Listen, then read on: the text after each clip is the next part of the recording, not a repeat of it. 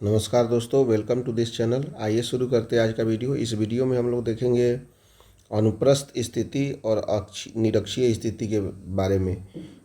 मतलब विद्युत द्विध्रुव के कारण अनुप्रस्थ स्थिति और निरक्षीय स्थिति पर विद्युत क्षेत्र की तीव्रता हमको ज्ञात करना है। इसके पहले हम लोग बहुत सारी चीज़ को पढ़ें, जिसके अंतर्गत हम लोग अक्षीय स्थिति को पढ़ लिए थे, विद्युत क्षेत्र की तीव्रता विद्युत द्विध्रुव के कारण निकाले थे। अब हम निरक्षीय स्थिति के और उसके बाद में किसी भी बिंदु के लिए निकालेंगे।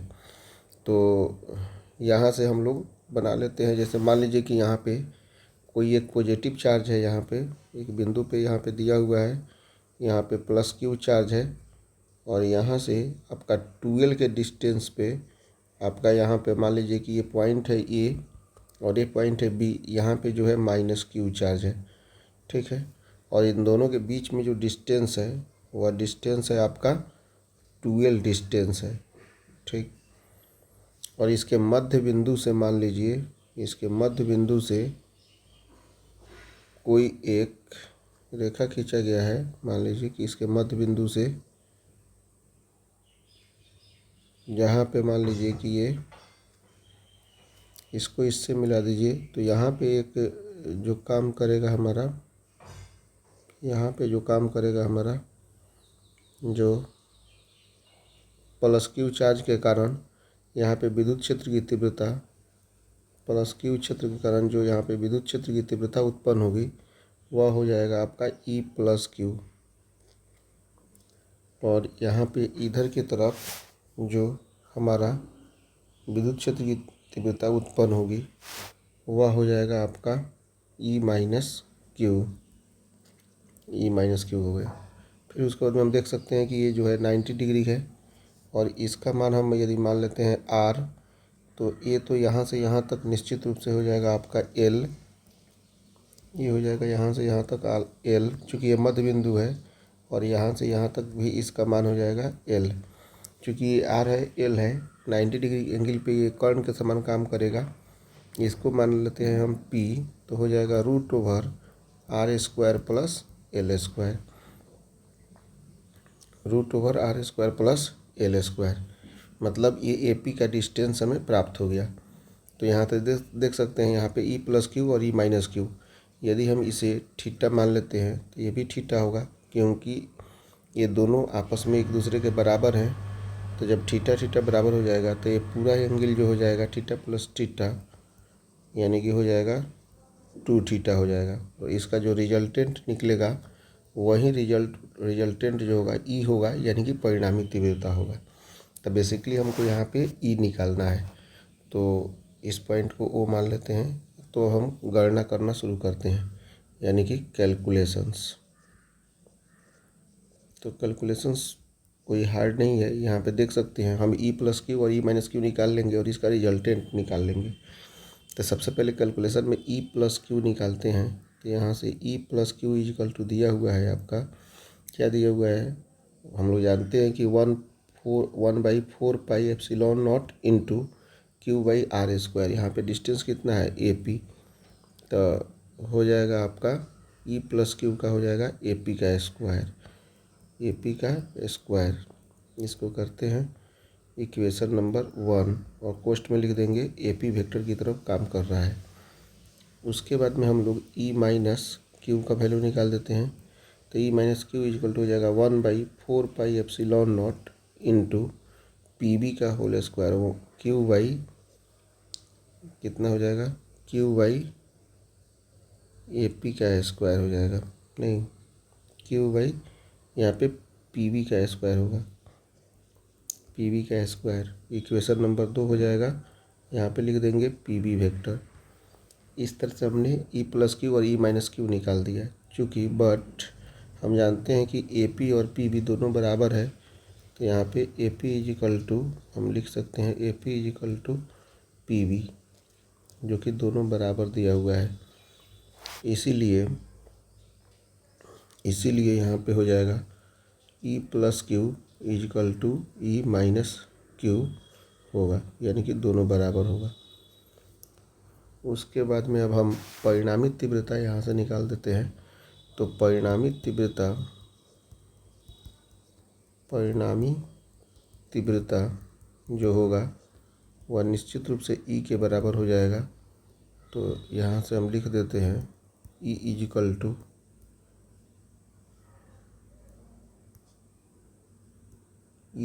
टू हो जाएगा आपका, कितना होगा देखिए, ई इजिकल टू निकालने के लिए चूँकि परिणामी तीव्रता के लिए इसका रिजल्टेंट होगा, तो हम जानते हैं, जैसे मान लीजिए कि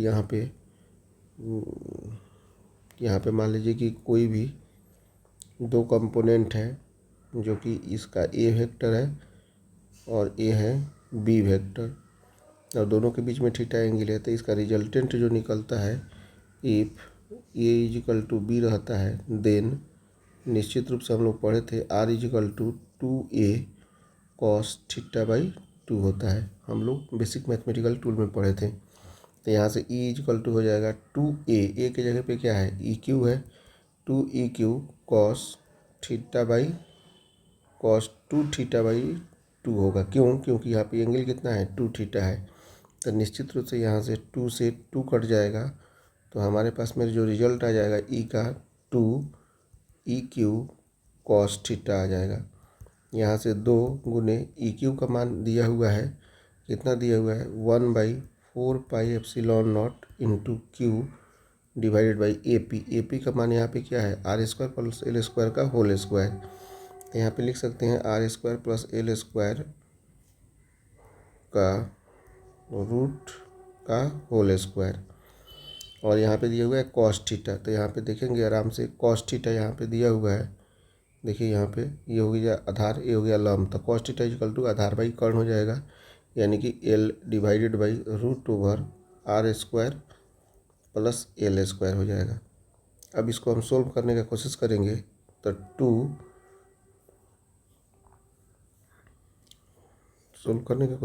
तो 2 divided by 4 pi epsilon naught into Q L divided by, यहाँ पे स्क्वायर है तो R square plus L square हो जाएगा, और यहाँ पे root over R square plus L square, तो दोनों को जोड़ेंगे तो हो जाएगा R square plus L square to the power 3/2 हो जाएगा। और इसी को हम लोग लिख सकते हैं 2QL का मतलब होता है P, तो हो जाएगा 1/4 pi epsilon naught into P/r³। यहाँ से हम लोगों ने विद्युत क्षेत्र की तीव्रता हमने निकाल लिया। तो उसके बाद में हम लोग नोट में लिख देते हैं स्पेशल केस में। तो स्पेशल केस में क्या हो जाता है, स्पेशल केस में निश्चित रूप से ये जो होता है, ये एल कब होगा, स्पेशल केस के लिए ही होगा, if 2L less equal to R होगा, तो हमारे पास 1/4 pi epsilon naught into P/r³ होगा। स्पेशल केस पे हम देख लेते हैं, स्पेशल केस क्या है, ये स्पेशल केस कुछ नहीं होगा, स्पेशल केस तो ऑलरेडी हम लिख लिए हैं। तो अब हम लोग यहाँ पे नोट लिख देते हैं। नोट में यहाँ पे जो हम लोग रिजल्ट देखे थे कि जब if 2L less equal to R है, तो इस कंडीशन में ई अक्षीय जो निकला था हमारा, ई अक्षीय जो निकला था वह था 1/4 pi epsilon naught into 2P/r³ निकला था। और दूसरा में ई निरक्षीय जो हम निकाले थे, तो ई निरक्षीय जो निकाले थे वह निकाले हैं 1/4 pi epsilon naught into P/r³। इसको समीकरण 1 और समीकरण 2 मान लेते हैं। तो समीकरण 1 और समीकरण 2 से निश्चित रूप से हम कह सकते हैं कि ई अक्षीय इजकल टू हो जाएगा 2 इंटू ई निरक्षीय, यानी कि ई अक्षीय जो होता है ई निरक्षीय के दोगुना के बराबर होता है। ये हमारा रिजल्ट है, कभी भी पूछ सकता है एग्जाम में 1 या 2 नंबर में। इस तरह से हमने अनुप्रस्थ स्थिति या निरक्षीय स्थिति में हमने विद्युत क्षेत्र की तीव्रता को देख लिया। अब हम लोग नेक्स्ट देखते हैं किसी भी पॉइंट के लिए। अब हम आगे नेक्स्ट टॉपिक देखते हैं, वैद्युत द्विध्रुव के कारण किसी बिंदु पर विद्युत क्षेत्र की तीव्रता ज्ञात करना है, electric field due to electric dipole at any point. लेकिन यहाँ पे कंडीशंस क्या रहेगा कि यहाँ पे 2L का value less equal to R होगा।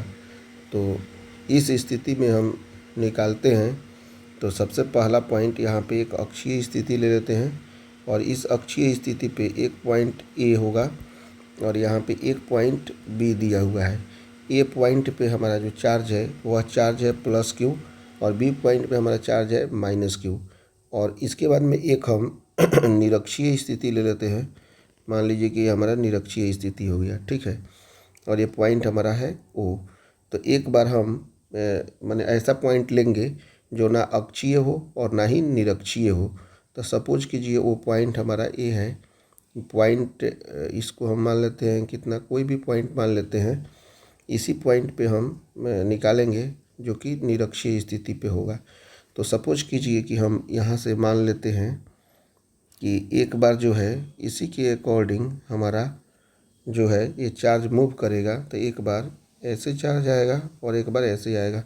तो यहाँ पे मान लीजिए कि ये -q चार्ज आ गया, तो निश्चित रूप से यहाँ पे क्या आ जाएगा, अगर रोटेट करेगा तो ये हो जाएगा +q चार्ज। ठीक उसी तरह से यहाँ पे भी हम रोटेट करेंगे। उसके बाद में यहाँ पे हम रोटेट करेंगे तो ये वाला ऐसे रोटेट हो जाएगा, फिर उसके बाद में ये ऐसे आगे की तरफ रोटेट होके जाएगा। तो निश्चित रूप से इस पॉइंट पे आ जाएगा हमारा नेगेटिव चार्ज। जब ये क्लॉकवाइज में होगा तो ये हो जाएगा नेगेटिव चार्ज और ये हो जाएगा हमारा पॉजिटिव चार्ज। तो यहाँ पे हम अपना कैलकुलेशन कर देते हैं। यदि कंपोनेंट को लाएंगे तो यहाँ पे p cos थीटा हो जाएगा और यहाँ पे हो जाएगा आपका हमारा p sin थीटा। यहाँ पे हो जाएगा हमारा p sin थीटा हो जाएगा, ठीक है, p sin थीटा हो जाएगा। फिर उसके बाद में अब हम कैलकुलेशन करना प्रारंभ करते हैं। तो कैलकुलेशन शुरू करेंगे। कैलकुलेशंस सबसे पहले हम अक्षीय स्थिति के लिए गणना करते हैं। तो अक्षीय स्थिति में करेंगे तो अक्षीय स्थिति के हम लोग फार्मूला जानते हैं। अक्षीय स्थिति में हम फार्मूला क्या जानते हैं कि E1 = हो जाता है 1/4πε0 इंटू 2p/r³ होता है। यहाँ पे p cos थीटा अक्षीय स्थिति में काम कर रहा है तो ये हो जाएगा 2p cos थीटा /r³। इसको इक्वेशन नंबर 1 मान लेते हैं।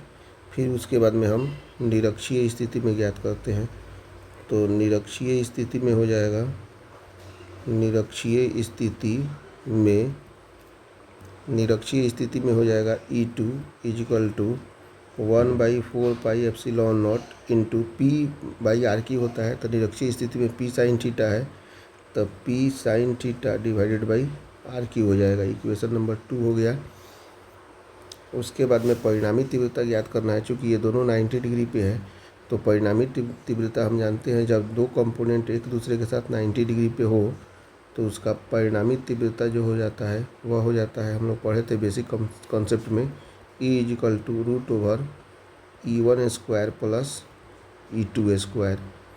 तो यहाँ से वैल्यू हम रखेंगे √1/4πε0 into 2p cos theta /r³ का होल स्क्वायर होगा plus 1/4πε0 into p sin theta /r³ का होल स्क्वायर हो जाएगा। अब उसके बाद में हम यहाँ से निकालेंगे, यहाँ पे भी स्क्वायर है तो हो जाएगा, बाहर निकलेगा 1/4πε0।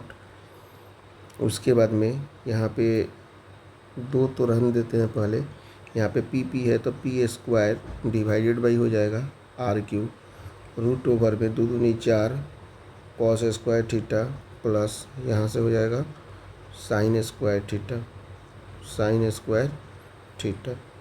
यहाँ से निकालेंगे 1/4πε0 p² नहीं होगा जी, ये हो जाएगा आपका p² नहीं हो जाएगा, p² तो है तो p नहीं निकलेगा बाहर, तब p/r³ इंटू √, यहाँ से एक cos² थीटा इसमें दे देंगे तो ये हो जाएगा 3 cos² थीटा और cos² theta plus sin² theta plus 1 हो जाता है। तो इस तरह से हमारा ये E का वैल्यू निकल गया। यही हमारा रिजल्ट है। किसी भी पॉइंट के लिए E = 1/4πε0 into p/r³ into √, 3 cos² theta plus 1 हो जाता है। अब उसके बाद में हम लोग नेक्स्ट कॉन्सेप्ट हम लोग देखेंगे। नेक्स्ट कॉन्सेप्ट हो जाएगा क्या आपका, कपल निकालना, विद्युत द्विध्रुव आघूर्ण के कारण कपल कैसे निकालते हैं ये हम देखेंगे। इसके बाद में हम लोग नेक्स्ट टॉपिक देखेंगे, एक समान विद्युत क्षेत्र में रखे वैद्युत द्विध्रुव पर बल युग्म, यानी कि couple on an electric dipole in electric field. Couple हम लोग को निकालना है, तो इसके लिए सबसे पहले डायग्राम हम बना लेते हैं। सपोज कीजिए कि यहाँ पे कोई एक इलेक्ट्रिक फील्ड है, इलेक्ट्रिक फील्ड ई दिया हुआ है, ठीक है। ई एक इलेक्ट्रिक फील्ड है, इसी के अकॉर्डिंग यहाँ पे हम मान लेते हैं कि कोई अक्षीय यहाँ पे स्थिति है, पोजीशन है, जिसके ऊपर ए पॉइंट है और यहाँ पे मान लीजिए कि ये बी पॉइंट है। ए पॉइंट पे हमारा सपोज कीजिए कि प्लस क्यू चार्ज काम कर रहा है और बी पॉइंट पे यहाँ पे आपका क्या काम कर रहा है, माइनस क्यू चार्ज काम कर रहा है, ठीक है। इन दोनों के बीच में जो डिस्टेंस है वह 12 डिस्टेंस से ये सेपरेट किया गया है। यहाँ से यहाँ तक कितना डिस्टेंस है इसका, 12 डिस्टेंस है सपोज कीजिए। और ये एक दूसरे के साथ थीटा डिग्री के एंगल पे ये काम कर रहा है।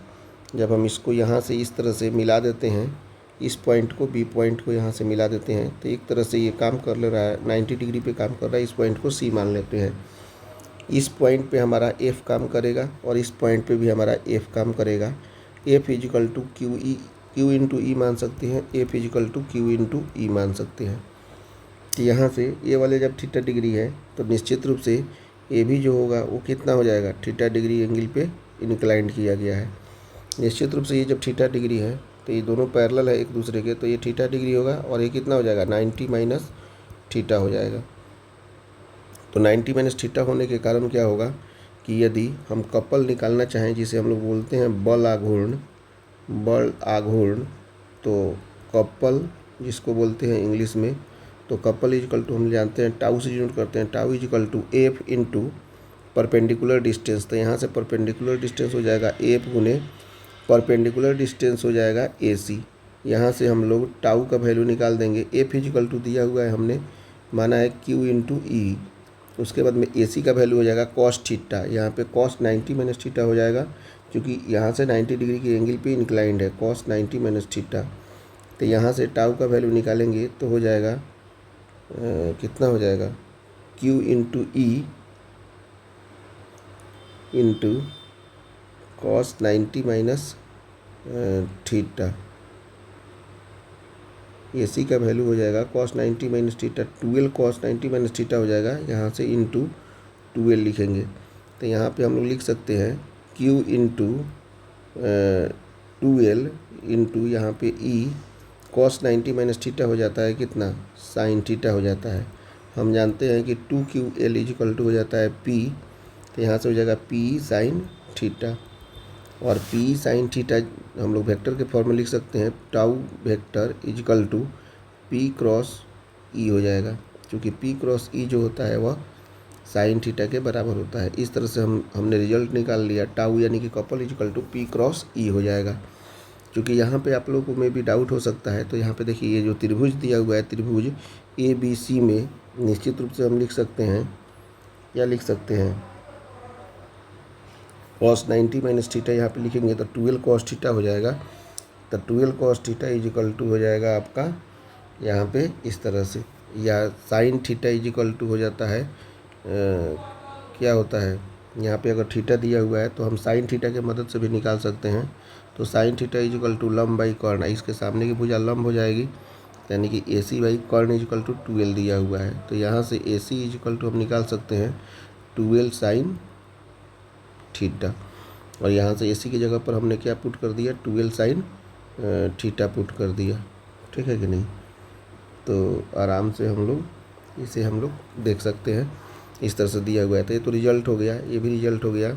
लेकिन केस 1 हम लोग देख लेते हैं। केस 1 में मान लीजिए if theta is equal to 0 degree दिया हो, तो निश्चित रूप से क्या हो जाएगा, tau is equal to PE sine 0 degree हो जाएगा। अब PE sine 0 degree is equal to 0 degree हो जाएगा, तो कह सकते हैं टाउ मिनिमम इजिकल टू 0 होता है हमेशा।